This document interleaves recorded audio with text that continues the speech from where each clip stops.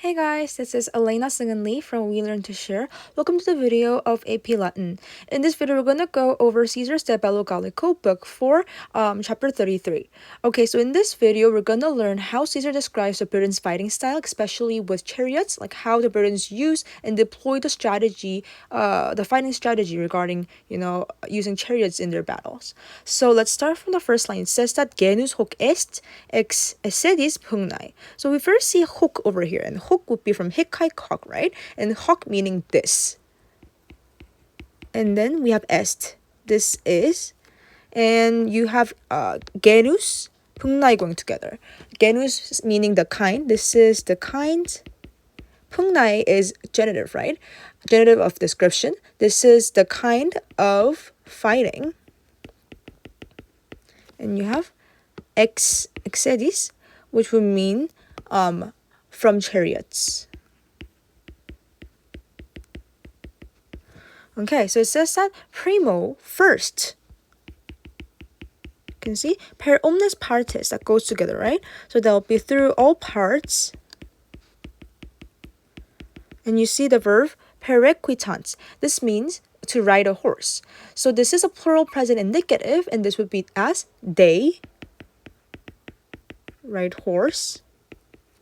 And you see et, and you see the verb koikiunt, meaning they hurl.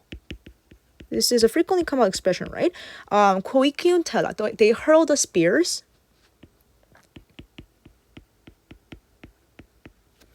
And then next, you can see that atque ipso terrore equorum et strepitu rotarum ordines perumque perturbant. And you can see that first and. You can see that terrore over here goes with equorum. And this is basically ablative of means, because this means by the panic. And you have equorum over here, which is a subjunctive genitive, meaning of horses. The panic of the horses itself, ipso. And there's et again. And you have another ablative of means. Strepitu rotarum, by the strepitu meaning the noise, and rotarum meaning the wheels, noise of the wheels. You can see that perturbant over here comes they, or you can put plerum in front of them, meaning usually. Usually perturbant means to throw into confusion, right? They throw who? The ordines. Throw the ranks into confusion. So over here, basically, you can see that perum over here is, it's an adverb, just like primo. And then, like I've pointed out, terrore equorum, the panic of the horses, and strepitu rotarum, the noise of the wheels, are both ablative of means.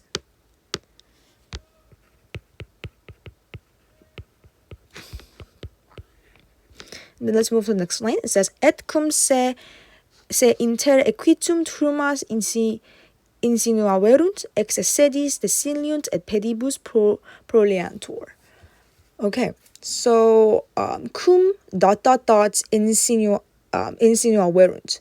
And you can see the insinuaverunt over here is a third person plural perfect indicative verb because it has the end erunt, right? So cum over here, cum with a indicative verb over here would be translated as whenever. Whenever, insinuaverunt means to make a way. They made their way inter equitum, among or across the troops in a battle, right? And the troops of the cavalry, equitum, you can see that they will basically, actually this would be until turmas, right? The troops would be turmas, and then cavalry would be equitum. You can see ex sedis desiliunt. Desiliunt meaning they jump down. From where? Ex sedis, from, we just saw it over here, right? Sedis means in chariots. from the chariots. So who will be like riding the horse, right? Chariots and proeliantro. They engage in battle. And you have pedibus. Pedibus is basically ablative means because this means on foot. So basically in this picture, in this scene, you can kind of imagine how there will be two person who is initially riding the horse, right? Like this is a horse. And then when they go into the battle, one will jump down, right? So they will start fighting with the enemy with a spear or something, right? With some kind of weapon on foot. And then this one person, let's see what happens to that person who is still riding the horse, the chariot. And then you have augere interim. Interim will come over here first, right? Meanwhile. And you have aurigai. This will be the charioteers who is left here, right? Left still riding it. The charioteers excedunt, leave, ex proelio, from the battle. We have an adverb again, paulatim, which means little by little. And atque, and conlocant. Conlocant means they place. They place crews, their chariots, ita, in such a way. And you have ut, which will introduce a result clause in such a way that you have si illi a multitudine hostium premantur expeditum ad suos receptum habeant. So if si would be if, and illi would mean the men who had jumped off out of the chariots. So if the soldiers who dropped off, and then premantur and habeant, right? These are the two verbs and they're both present subjunctive. So this would be future less vivid clause.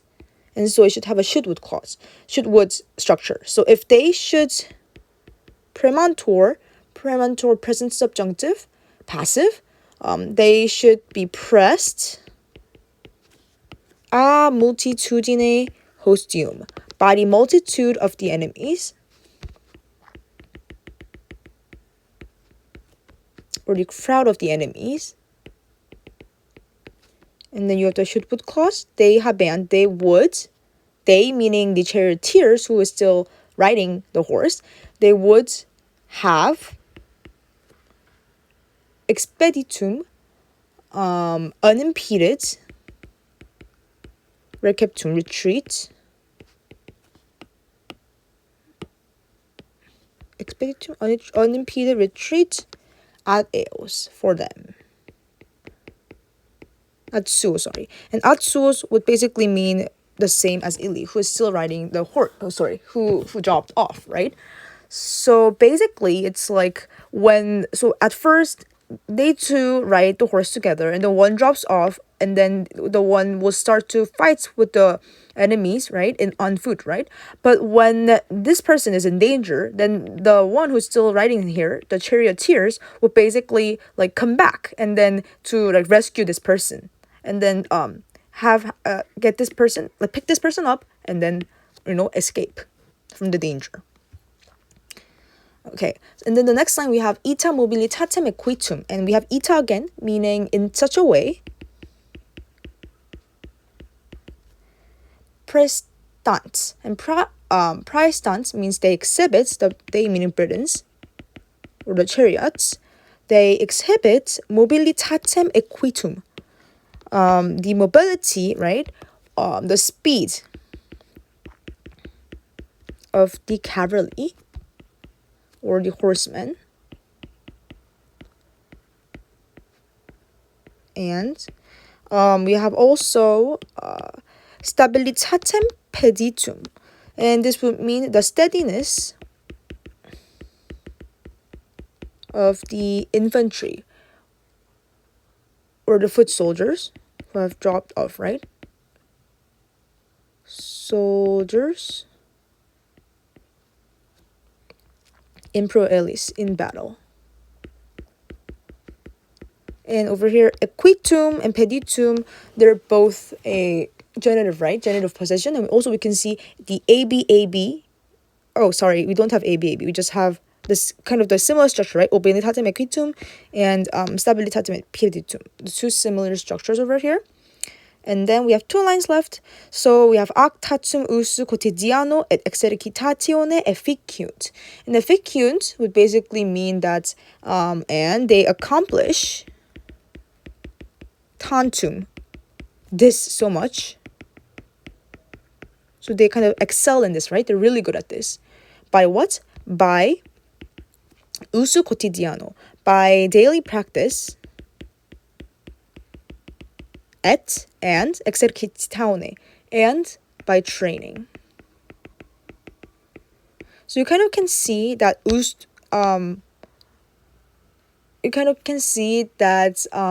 quotidiano again and exercitazione, they both are ablative of means, right? Because through this they can, accomplish this so much. And tantum over here introduces a result clause, so this is why you can say that. And because they do daily practice and training, the result is that they could accomplish this kind of way of fighting, very professionally and very much.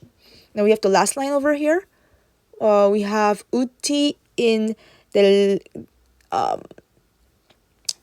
Actually, I think this line is kind of ends with over here. So let's just finish it until here, right? So we have the verb consuerent at the very end, and we're going to put that over here. So you have uti in declivi ac praecipiti loco incitatos eco sustinere. So you can first get that verb, consuerent, which means have been accustomed to. So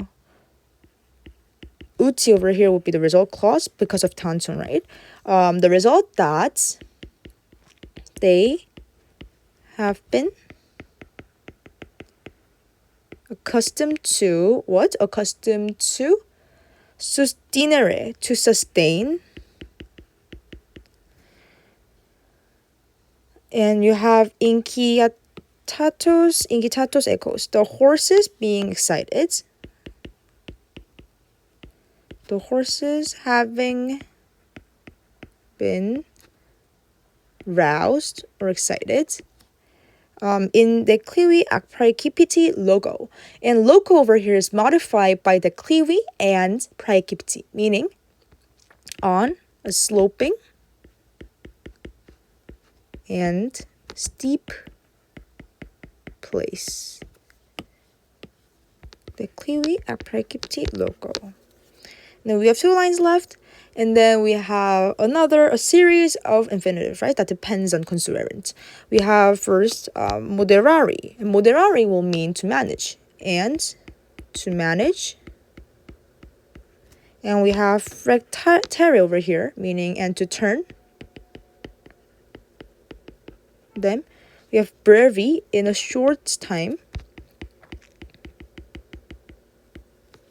And we have another infinitive, percurrere, and to run.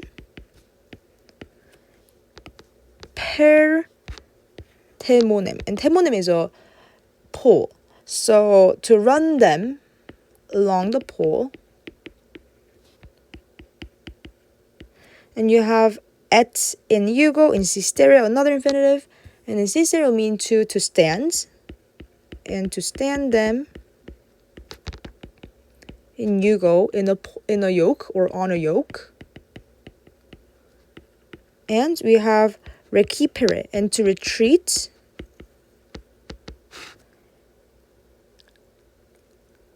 Say themselves, right?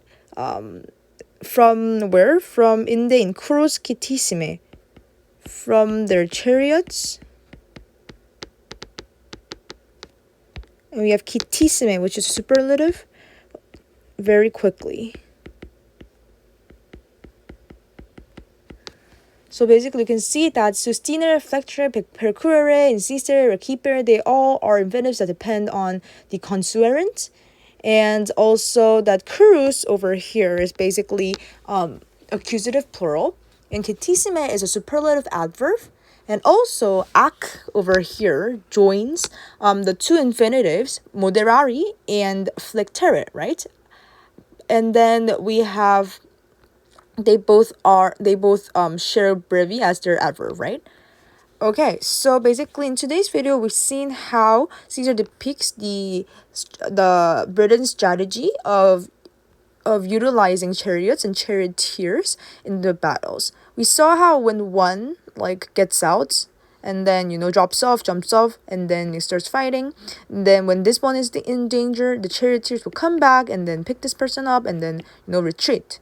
And then this was very, very, very well accomplished by the British soldiers thanks to their daily practices and trainings. And then they were very accustomed to even do this even in very in a sloping and steep place. And to manage this and to do this all really skillfully. Okay, so let's look how